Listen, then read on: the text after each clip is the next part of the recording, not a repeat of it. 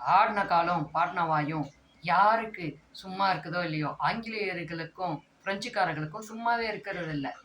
ஆற்காடு பகுதியோட நவாபா நியமிக்கப்பட்டாரு சந்தா சாஹிப்.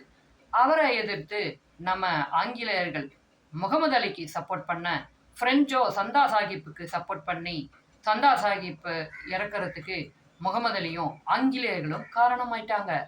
1749லேருந்து 1754 வரைக்கும் இந்த 2வது கர்நாடக போர் நடந்திருக்குன்னா பார்த்துக்குங்களேன்.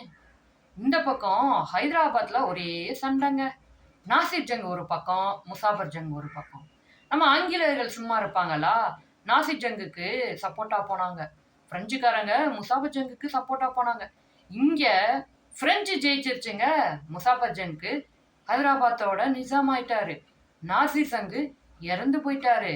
இருந்தாலும் சின்ன படையை வச்சுக்கிட்டு நம்ம ராபர்ட் கிளைவ் பிரெஞ்சை தோக்கடிச்சு ரொம்ப முன்னேறி தென்னிந்தியாவுடைய ஆங்கிலேயர்களுடைய ஆட்சியை பரவுவதற்கு முக்கியமான ஒருத்தராயிட்டாரு.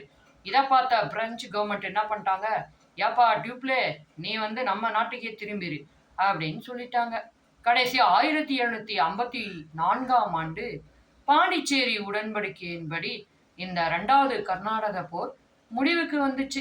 சரி ஓகேங்க, அடுத்த கர்நாடக போர் எப்படி வருது, யார் மூலமா வருது அப்படிங்கிறத பார்ப்போம்.